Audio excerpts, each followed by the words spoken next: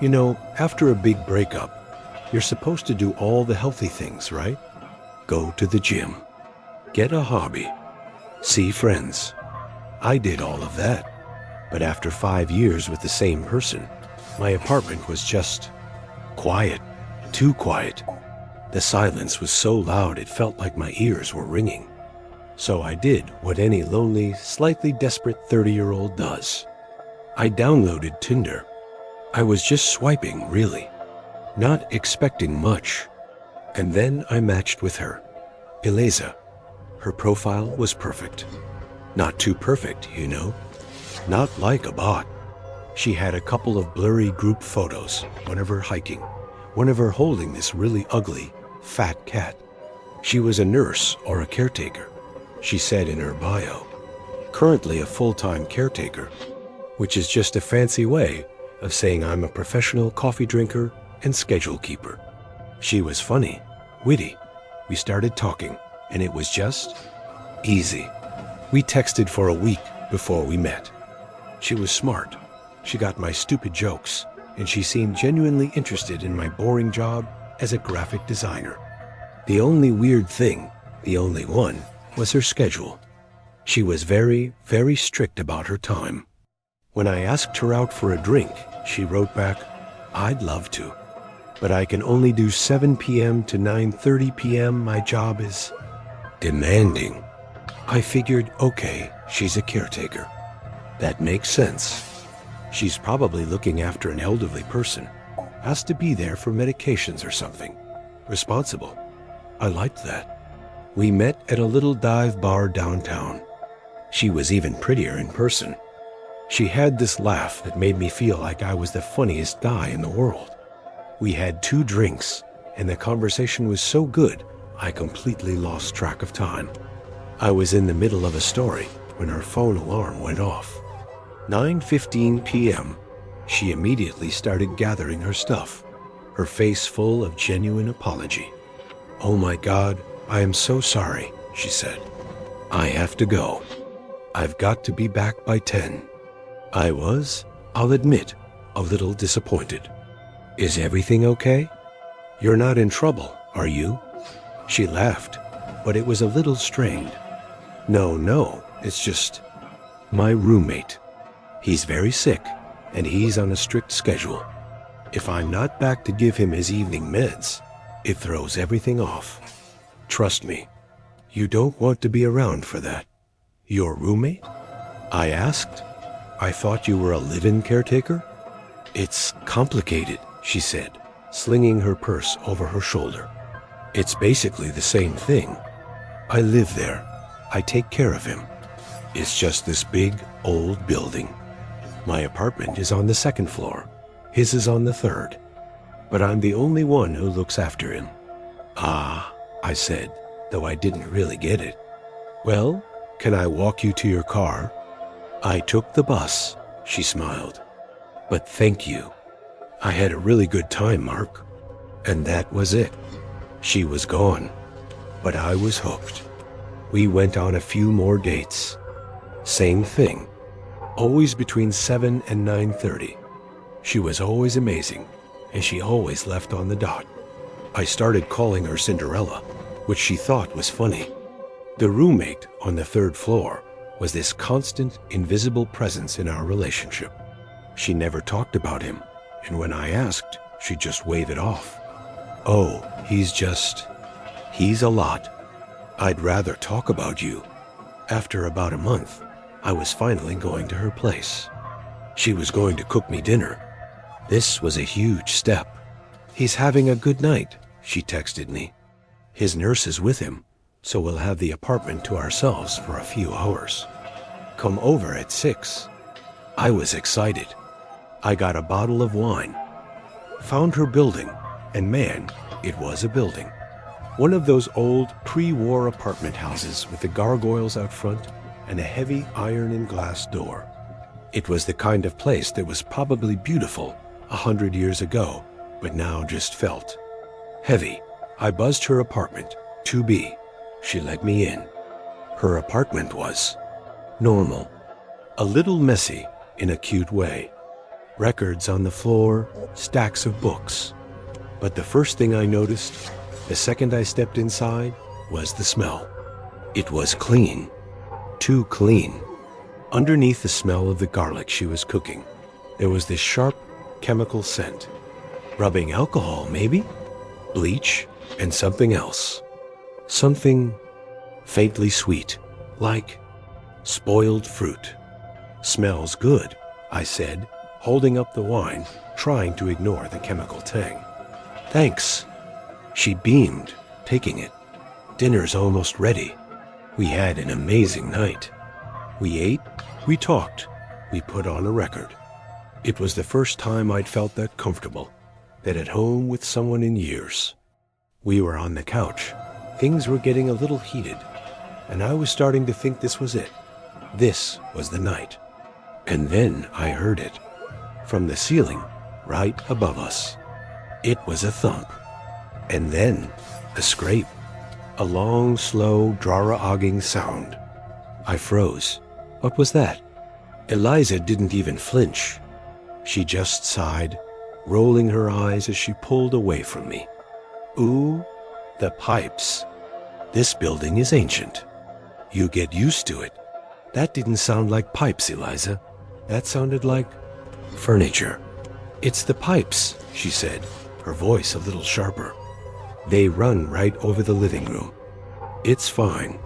She kissed me again, trying to distract me. But the moment was gone. The smell of bleach and that scraping sound. I couldn't get it out of my head. A little later, I went to use the bathroom. I passed the kitchen and saw this door next to the fridge. It looked like a pantry, but it had a heavy-duty bolt on it. A bolt on the outside? I'm not a snoopy person. I'm really not. But I had to. I reached out and touched the bolt. It was cold and solid. What are you doing? I jumped.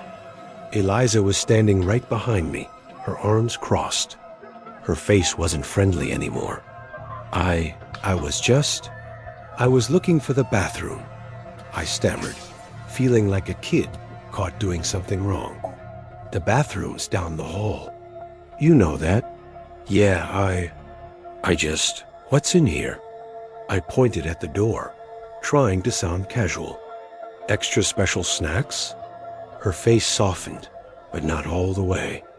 It's the building's old dumbwaiter shaft. It's all boarded up.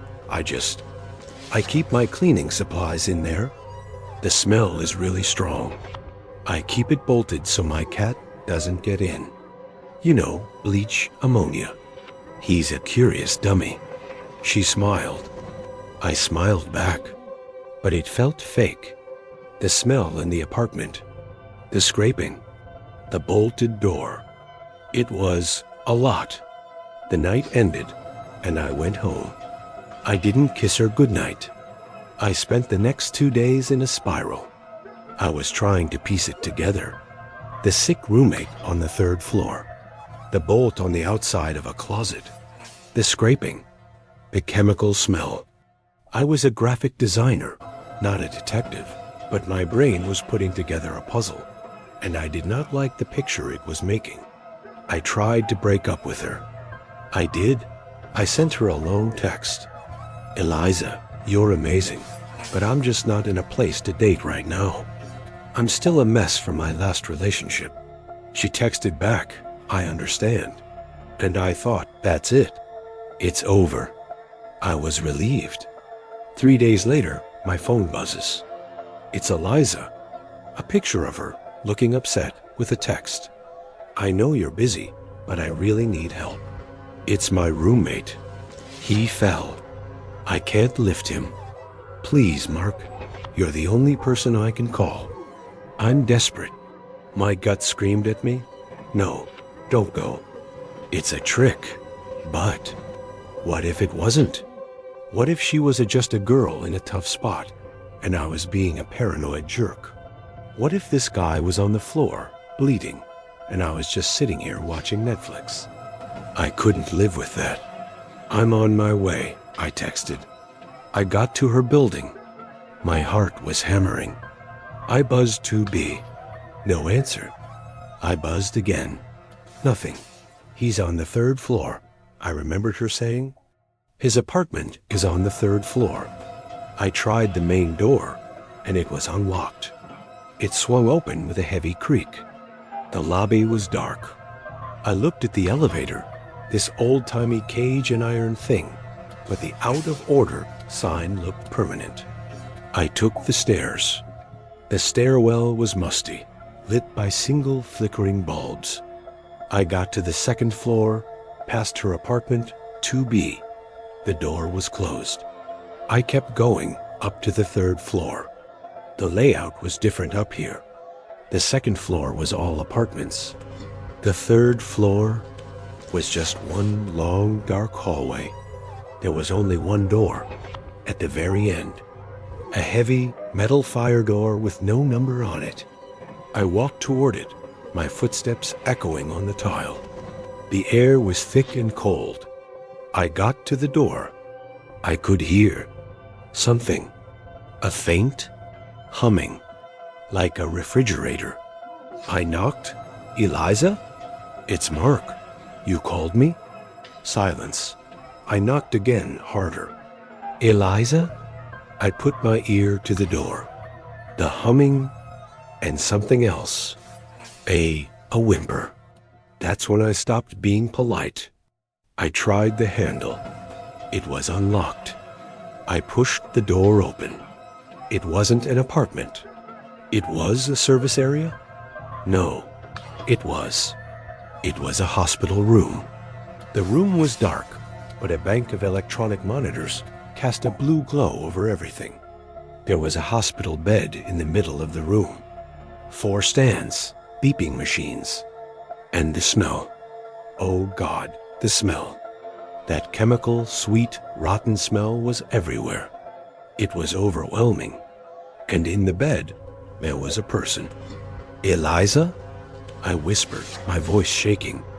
The person in the bed wasn't Eliza. It was a man.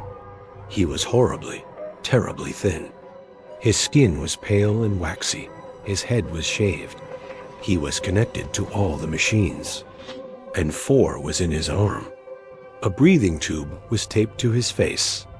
But his eyes were open, and they were staring right at me. I stumbled back. I'm sorry. I'm looking for Eliza, she said. She said her roommate fell. The man? He tried to talk.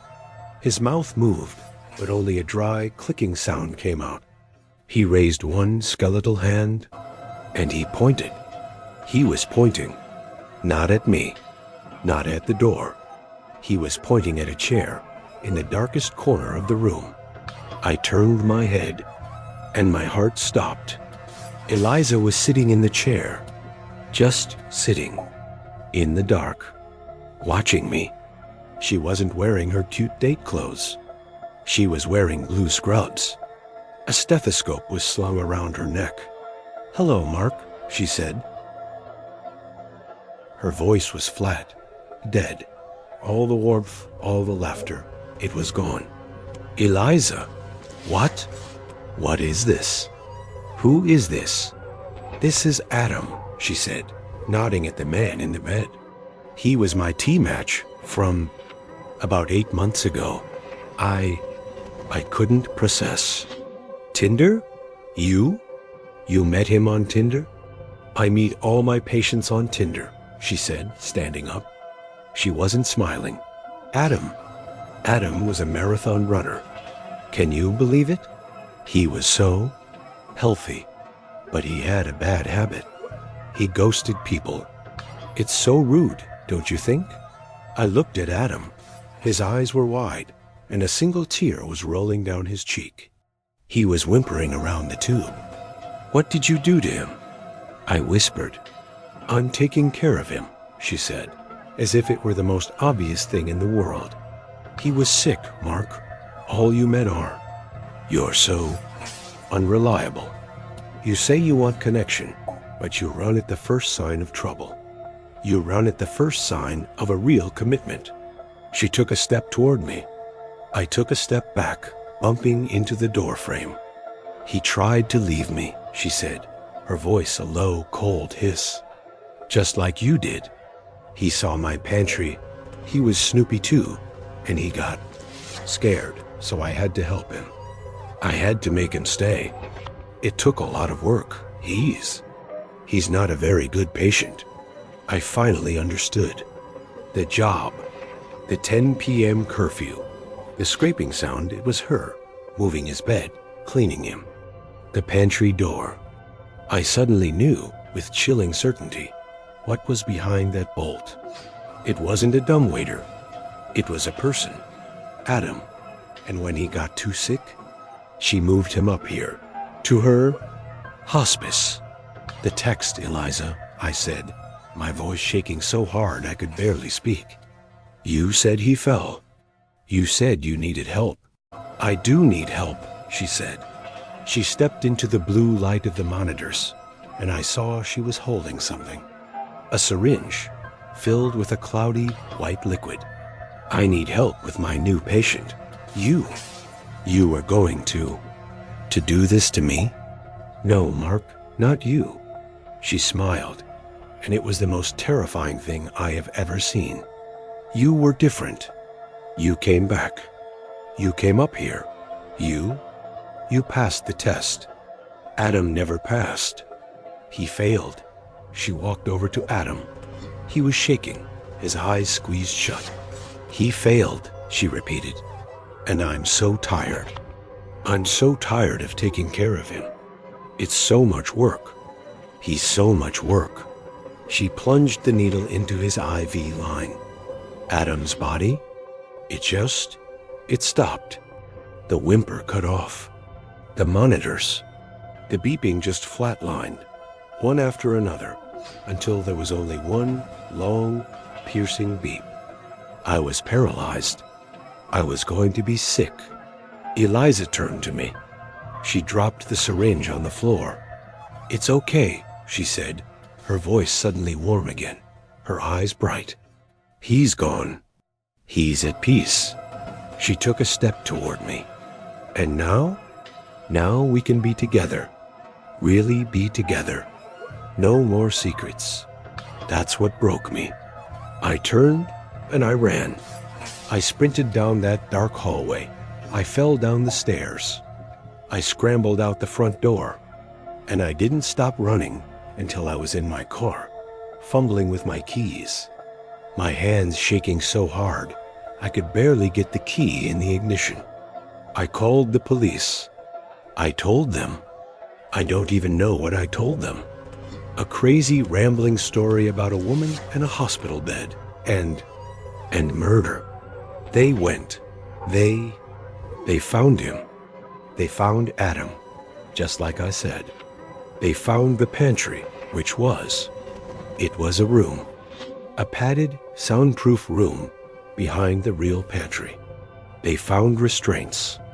They found bags of medical sedatives. But they didn't find her. By the time they got there, she was gone. She'd vanished. Her apartment, 2B, was empty. The third-floor room was empty, except for Adam and the machines.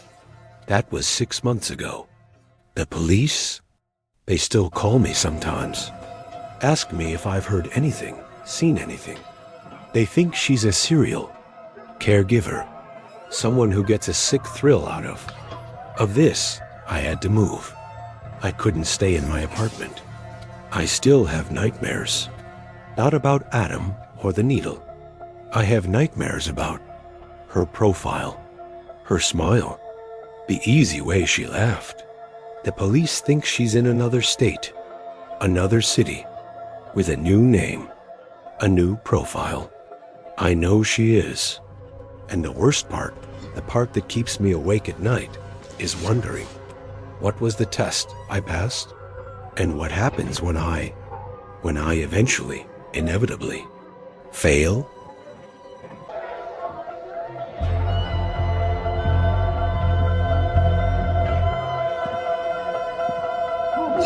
I've always lived alone. Well, ever since college. And I've always been, I guess you'd call it, hyper-vigilant. I live in a part of town that's, let's say, in transition, which is just a nice way of saying it's sketchy. I check my back seat before I get in the car. I have one of those "this home protected by" signs in my yard, even though I don't have a system. I'm just aware. So when I matched with Ben on Tinder, it felt like kismet. His profile was strong. That's the only word for it. Photos of him hiking, rock climbing, one of him in a workshop, sawdust everywhere, building what looked like a table. His bio was short: security consultant, prepper. I believe in being prepared for anything. Looking for someone who can keep up. Normally, prepper would send me running. I was picturing a guy in a tinfoil hat with a bunker full of canned beans. But he was so handsome, charismatic, and in his messages, he was funny, self-deprecating. He made fun of his own prepper tendencies. He said, "It's mostly just a good excuse to own a lot of cool gadgets." Our first date was perfect. He took me to a nice restaurant. He was a perfect gentleman. He listened. He asked real questions. But I noticed he never sat with his back to the door. He was always scanning the room. Not in a paranoid way, just an aware way. It was the same way I felt. He walked me to my car. He pointed up at the parking garage light above my spot. "Good spot," he said. "Always park under a light." I smiled. "I know. I'm a big true crime podcast listener." He laughed. "A woman after my own heart." He glanced at my keys in my hand. "You shouldn't have your house key and your car key on the same ring. And definitely not that little keychain with your initial on it." I was a little taken aback. "Oh, I guess I never thought about it. It's just OPSEC," he said, using the military term for operational security. "If someone nabs your keys, they get your car. They see the S for Sarah. They follow you home. They now know your name, your car, and have your house key. It's just bad practice." He wasn't wrong. It was practical. A little intense, maybe, but I'm not going to lie. It was also kind of hot. In a world full of guys who can't even change a tire, here was a man who seemed capable. The second date, he came over to my place. We were just going to watch a movie. He showed up at my door, looked at the lock, and just sked. "What?" I asked, feeling defensive. "This is a quick set," he said, tapping the lock. It's a suggestion of a lock. You can bump this open with a paperclip and a piece of tin foil. You really should have a Schlage deadbolt. At least a grade 2. I had no idea what he was talking about. "Oh, well, it's what the landlord put on." The next day, he texted me, "I'm coming over, and I'm bringing gifts." He showed up with a toolbox and a brand new, heavy, brutal-looking deadbolt. "Don't worry," he said, seeing my face. "I'll keep the old one. We can swap it back out when you move. But just for my own peace of mind, Sarah, let me install this." He was so earnest. And honestly, my sketchy neighborhood, I did feel safer. So I let him. And that's how it started. The gifts. The next week, it was a Ring-style video doorbell. So you can see who's at the door. You shouldn't be opening it blind like you did for me. He installed it himself. He set it up on his phone too, just as a backup, in case you miss an alert.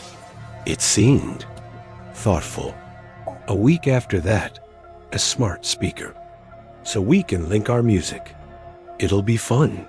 Then, a new webcam for my laptop. Yours is so grainy. I can barely see your beautiful face when we video chat. My apartment, which had always been my sanctuary, was slowly changing. It was becoming his space. But he was so nice about it. He was always doing it under the guise of our safety. But the safety started to feel suffocating. He'd text me at random times. Hey, you've been home from the gym for 10 minutes. Everything okay? You didn't reply to my last text. How did you know I was home? I'd ask. Just saw your car in the driveway on the ring cam, he'd say. Just checking in. Then the suggestions started. You know, Sarah, that friend of yours, Julia, she drinks a lot. I don't know if she's a good influence. I saw her on the doorbell cam last night. She looked a mess. She was just blowing off steam, Ben. She's fine. I don't know. He'd say, his voice full of that I know better concern. I worry about you, about who you let into your safe zone. It was the hour that got me. He'd said it, our safe zone. I started to feel watched, even when he wasn't there. I'd be sitting on my couch in my pajamas, and I'd suddenly feel this prickle on the back of my neck. I'd look at the smart speaker. I'd look at the new webcam on my laptop. I started covering the webcam with a sticky note. The next time he came over, he saw it. He didn't get mad. He just tilted his head. Paranoid, Sarah? I thought that was my job. He laughed. I didn't. That was when I knew I had to end it. It was too much. He was too much. He'd taken my own hypervigilance, and he'd weaponized it. I did it over text. I know I'm a coward, but I couldn't do it in person. I was afraid he'd convince me not to. I wrote, Ben, you're an amazing guy, but you're too intense for me. I feel like I can't breathe.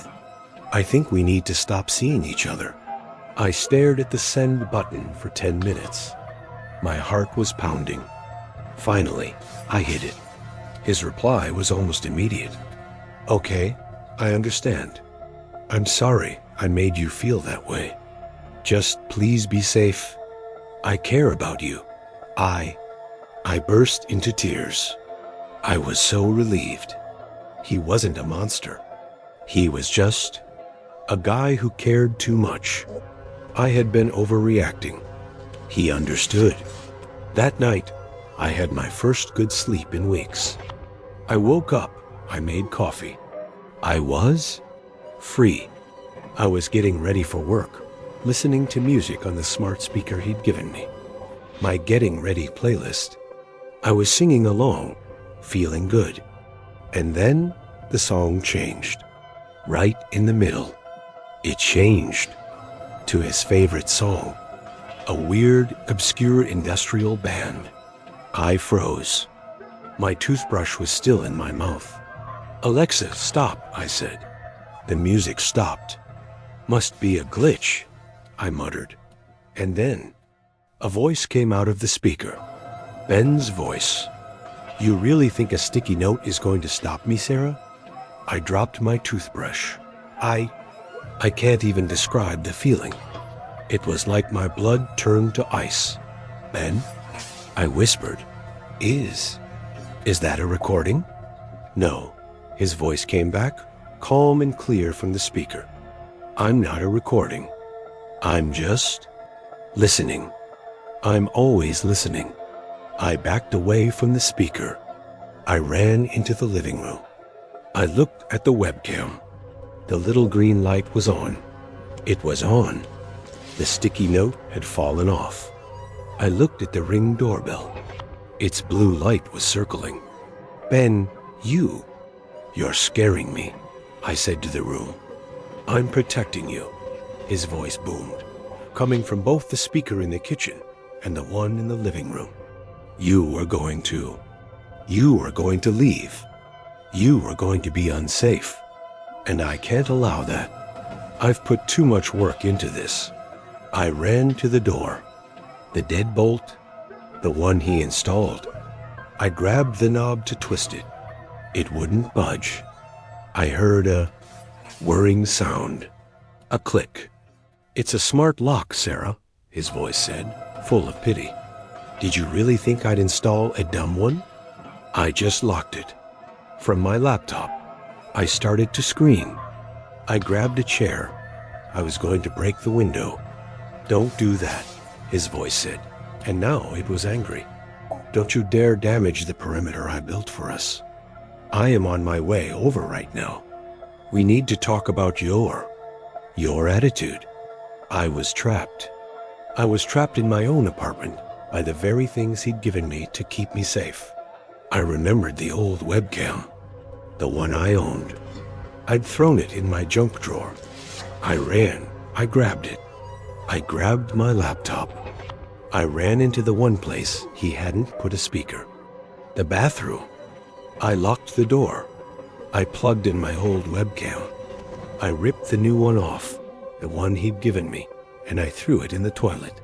I opened my laptop. I was shaking so hard I could barely type. I messaged my friend Julia. "Help. Call 911. Ben locked me in. He's on the speakers." She thought I was joking.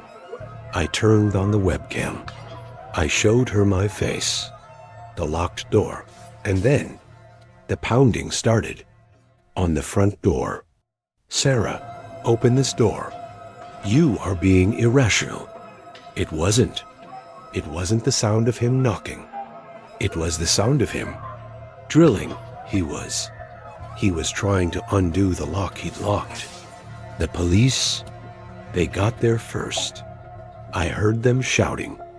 I heard him shouting, "I'm her boyfriend. I'm the head of security for this building. She's having a psychotic episode." They believed him. At first. Until I opened the bathroom window and started screaming. They arrested him. They found everything. The smart hub he'd hidden in my closet. The other cameras. The ones I never found. One in a smoke detector, pointed at my bed. One in the shower head. He wasn't just a prepper. He was a professional stalker. He'd done this to 6 other women.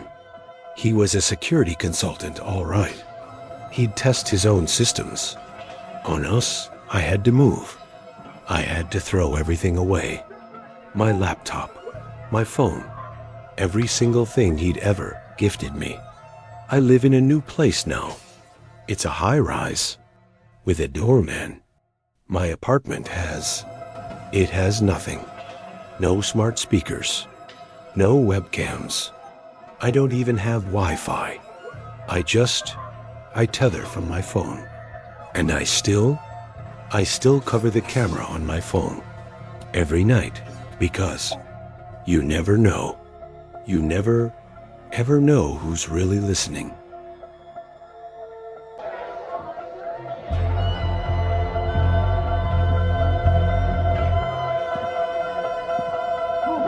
So I'm going to be honest.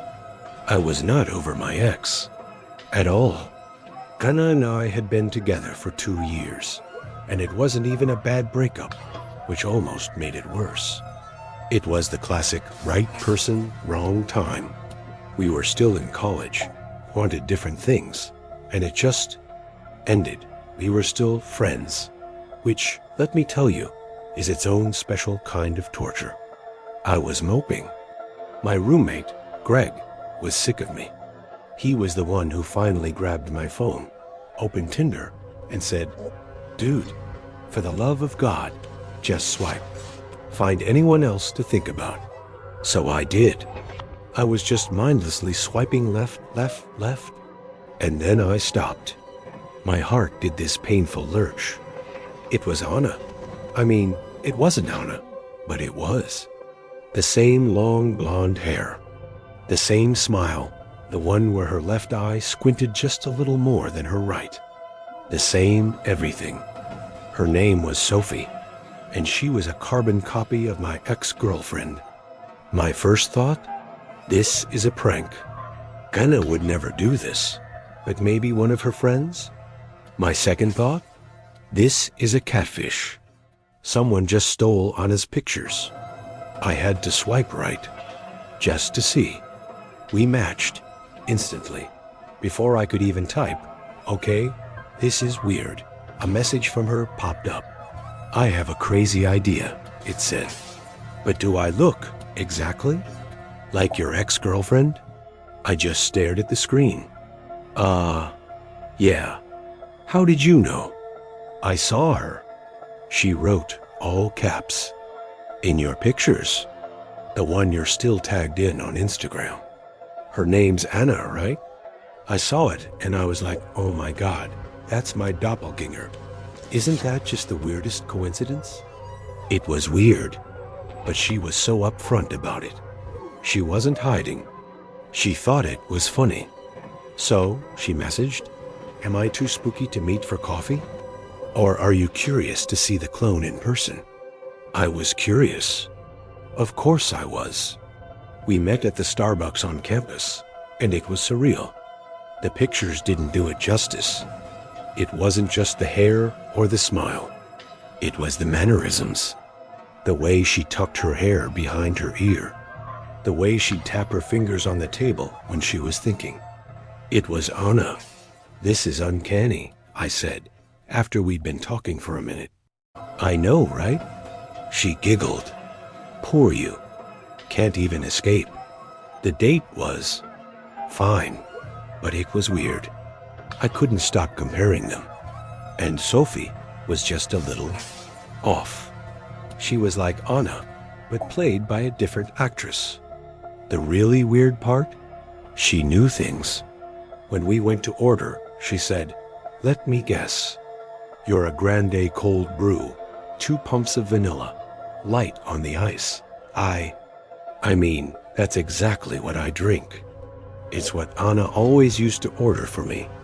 "How did you know that?" She tapped her temple. "Just a good guesser. You have a vanilla kind of vibe." "Okay, fine." But then we were talking about our pets, and she said, "Oh, I'm a dog person too." "How's Buster?" "My dog's name is Buster." I know Buster is not on my Tinder profile. He's not on my Instagram. I'm just not that guy. "How did you know his name?" I asked, and my voice was a little flat. She didn't miss a beat. "Oh, you must have mentioned it when we were texting." I knew I hadn't. I knew it. I ended the date. I said I had to study. I was creeped out. It was too much. The resemblance was one thing. This psychic thing was another. I went home. I checked our texts. I had never, ever mentioned Buster. I blocked her. I blocked her. A week went by. I tried to forget about it. Then I was at the Tap, my local bar, the one Anna and I used to go to. I was there with Greg. I went to the bathroom, and when I came back, she was at our table. Sophie. "Oh my God, Josh. Small world." She chirped. "I love this place. It's my favorite." I'd never seen her there, ever. Greg was giving me this what the hell look. "Sophie," I said, "what are you doing here?" "Just grabbing a drink," she said, all innocent. "Crazy running into you." I made an excuse. I dragged Greg out of there. "That's the girl?" he asked. "The clone?" "Yeah, dude. She's wearing the exact same jacket that Anna wore. Like all the time." He was right. That old, faded green denim jacket. It was Anna's signature. That's when things got really bad. I got a call from Anna, the real Anna. She was crying. "Josh, I'm sorry to bother you, but I think I'm being followed." My blood went cold. "What? What do you mean?" "By who?" "I don't know. It's this girl, and she looks just like me."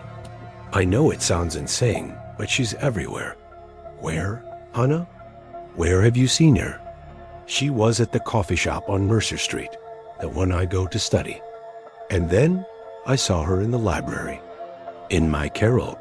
I felt like I was going to throw up. Josh, what's going on? Who is she? I had to tell her. I told her everything. About Tinder. About Sophie. About the coincidence. Anna was silent for a long, terrifying moment. Josh, she finally said, her voice shaking. The coffee shop on Mercer. The library. The green jacket. I told you about all of those things. This week. In our texts. I didn't understand. What? She wasn't stalking you, Anna whispered. She was studying me. My mind was racing. How? How could she? Your laptop, Anna said, her voice breaking. Josh, do you still have the password on that sticky note underneath it? I did. And I had brought Sophie back to my dorm, just for a minute, after that coffee date. I'd had to grab a textbook. She must have seen it. She must have logged in. She had been reading my texts. With Anna for weeks. She wasn't guessing my coffee order. She was reading what Anna used to order for me. She didn't guess Buster's name. She knew it. She wasn't stalking me. She was learning how to be Anna. Anna, I said, my voice hoarse, you need to come to my apartment. Right now. She got there in 10 minutes. Her face was white. We locked the door. I changed all my passwords. My hands shaking so hard I could barely type. What do we do? She whispered. And as if on cue, a loud knock-knock echoed through the apartment. We froze. I crept to the peephole. My heart stopped. It was her, Sophie. She was holding a cake box. Josh, she called out, her voice sickly sweet. I know you're in there. I made your favorite. Red velvet. Anna grabbed my arm, her nails digging in. I told you I was baking that yesterday, she whispered, her eyes wide with terror. Go away, Sophie. I yelled, but my voice cracked. Don't be mad. She sang. I know she's in there. It's okay. I just want to talk to her. No, Anna screamed from behind me. Leave us alone. And then Sophie laughed. But it wasn't her laugh. It was Anna's laugh. A perfect imitation. Why are you doing this to me, Josh? Sophie cried, and it was Anna's voice. It's me. It's Anna. Let me in. Anna clapped her hands over her ears, tears streaming down her face. Stop it. I roared. Stop IT. The voice stopped. It was silent. And then her own voice, a low, venomous hiss, cut through the door. You stupid bitch. We heard a crash. We ran to the window and looked down. She was on the lawn. The cake was smashed on the ground. She was holding something, scissors, and in her other hand, she held a clump of hair. A clump of blonde hair. She looked up right at me, right at Anna, and she smiled. Then she held the scissors up to her own hair, and she cut. She hacked off a chunk of her own hair, laughing. We called the cops. She was gone when they got there. But they found the scissors. They found the hair she dropped. It wasn't hers. They tested it. It was Anna's. The police told us she had a history. Identity obsession, they called it. She had been going to Anna's salon, paying the receptionist to sweep up Anna's hair clippings. She wasn't trying to date me. She was trying to replace her. Anna moved home. She transferred schools. I don't blame her. I still have a year left. I still see blondes on campus, and my heart stops. I deleted Tinder, obviously, but I still get emails. From new accounts. No text. Just one picture. It's her, Sophie. Her hair is brown now, and short, and curly. It's a new look. She's tagged in a new city. She's standing next to a new guy. I found his ex on Facebook. She's a brunette.